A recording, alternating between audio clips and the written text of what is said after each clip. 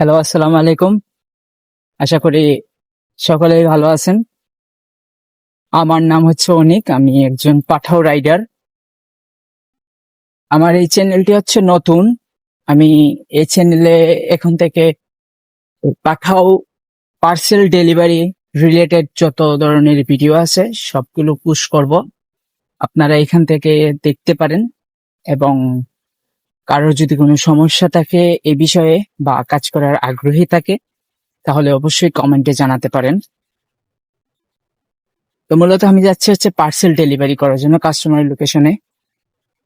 Cycle ride করে আমি যাচ্ছি। আমি একজন সাইকেল রাইডার।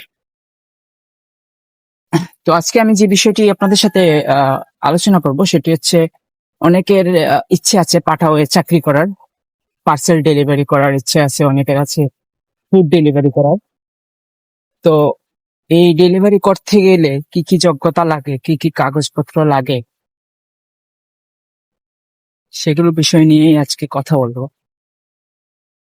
প্রথমত, পাঠাওতে জব করতে গেলে আপনার যেটা থাকতে হবে সেটা হচ্ছে একটা ভালো স্মার্টফোন আর একটা বাহন।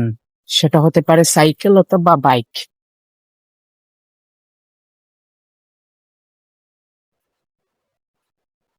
আমার এখানে অনেক লোকজন, তার জন্য আমার ভিডিও করতে অসুবিধা হচ্ছে। তো আপনার এই দুইটা জিনিস থাকতে পারলে আপনি পাঠাওতে জব নিতে পারবেন। আর শিক্ষাগত যোগ্যতা খুব বেশি লাগে না, তবে পড়ালেখা আর পরে টাকার হিসাব এগুলো রাখতে পারলেই ওকে, এর থেকে বেশি কিছু লাগে না।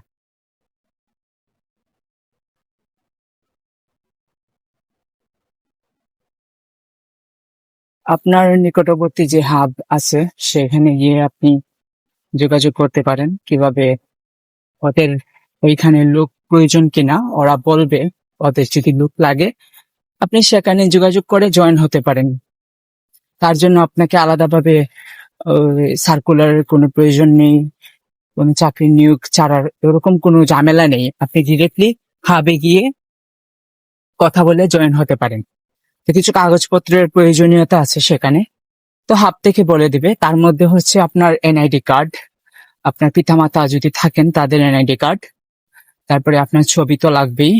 আর হচ্ছে আপনার বাড়ির একটি কাগজ, সেটা হতে পারে বিদ্যুৎ বিল অথবা আপনার বাড়ির জায়গার একটি কাগজের ফটোকপি, ওদেরকে দিতে হবে। সাধারণত এই কাগজপত্রই লাগে, এছাড়া আর কিছু লাগে না। তো আপনি এগুলো নিয়ে জব করতে পারেন। তো এই জবটা অনেক আনন্দদায়ক। লোকেদের সরঞ্জামগুলো তাদের হাতে পৌঁছে দেওয়া, এটার মধ্যে একটা আলাদা একটা উম, কি বলবো, আলাদা একটা মজা আছে এই কাজের মধ্যে। তো আপনি হচ্ছেন একজন রাইডার। আপনার কাজ হচ্ছে একটা অফিস থেকে, মানে আপনি যে নিকটবর্তী অফিসের আন্ডারে কাজ করবেন, যে হাবের আন্ডারে কাজ করবেন, আপনার কাজ হচ্ছে ওই হাব থেকে পার্সেল বুঝে নিয়ে যে কাস্টমার আছে তার কাছে হ্যান্ড ওভার করা, এবং এই কাস্টমারের কাছ থেকে যে টাকাটা পাবেন, যে পার্সেলের যে টাকাটা আছে ওইটা পার্সেলের বডিতেই লেখা থাকে, ওই টাকাটা অফিসে এনে দেওয়া। মানে এটাই হচ্ছে আপনার কাজ, একজন রাইডারের এটাই কাজ। এখন তাহলে আমরা স্যালারি পাই কিভাবে? আমাদের স্যালারিটা হচ্ছে আপনার একটা পার্সেল যদি আপনি ডেলিভারি করতে পারেন, ডেলিভারি বলতে একটা পার্সেল কাস্টমারকে দিলেন, কাস্টমার আপনাকে টাকা দিল, এটা হচ্ছে ডেলিভারি। আবার অনেক সময় আছে আপনি পার্সেল নিয়ে গেলেন, কাস্টমারের পছন্দ হলো না, রিটার্ন করে দিল, এটা কিন্তু ডেলিভারি না। আবার অনেক ক্ষেত্রে আছে কাস্টমারের পছন্দ হলো না, রিটার্ন করে দিল, কিন্তু সেই ক্ষেত্রে সে ডেলিভারি চার্জ দিল, এটাই কিন্তু এক প্রকার ডেলিভারি। তো আপনার যেটা ডেলিভারি হবে সেটার উপরে আপনাকে কোম্পানি 30 টাকা করে দিবে। আর আপনার একটি বেসিক স্যালারি ধরা থাকে, সেটা হচ্ছে 6,000। আপনি কোম্পানি আপনাকে 6,000 টাকা দিবে। সেটা আপনি ধরতে পারেন আপনার রোডের খরচ অথবা আপনার বাইকের তেলের খরচ, সেটা ধরতে পারেন। আপনার ইনকামটা আসবে আপনার পার্সেল ডেলিভারির উপরে। আপনি পার্সেল ডেলিভারি দিবেন, তার উপরে 30 টাকা করে কোম্পানি দিবে।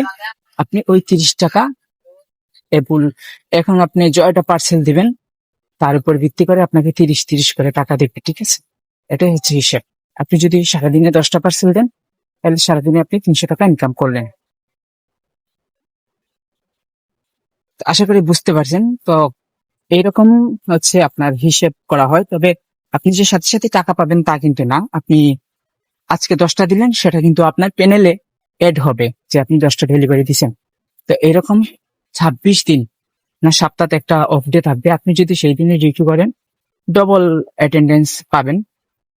তো আপনি যদি ধরেন আপনি 30 দিন ডিউটি করলেন, 30 দিনে আপনি টোটাল যত পার্সেল দিয়েছেন তার উপরে 30 টাকা করে আপনাকে দিবে, এবং 6,000 টাকা হচ্ছে বেসিক।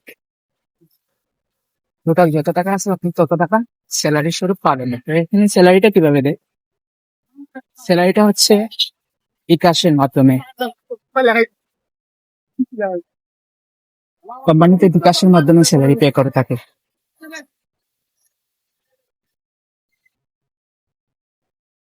তো আশা করি পুরো প্রসেসটা বুঝতে পারছেন। তবে এখানে আবার 6 মাস যদি আপনি তাদের সাথে কন্টিনিউ করতে পারেন তাহলে তারা আপনাকে পে কার্ড, এটিএম কার্ড যেটাকে বলে সেটা প্রদান করবে। আপনি সেটার মধ্যে দিয়ে আপনার স্যালারি তুলতে পারবেন। তো এটাই হচ্ছে মূলত আপনার প্রসেস জব করা। তো আজকের ভিডিওটা এতটুকুই। এইখানে বুঝালাম কিভাবে কাজে নিয়োগ, কি কি লাগে বা এটার কিরকম কি ফেসিলিটি, সবকিছু পরবর্তী ভিডিওতে দেখাবো যে এটা কাজ কিভাবে করতে হয়। তো আজকের জন্য টাটা, আসসালামু আলাইকুম।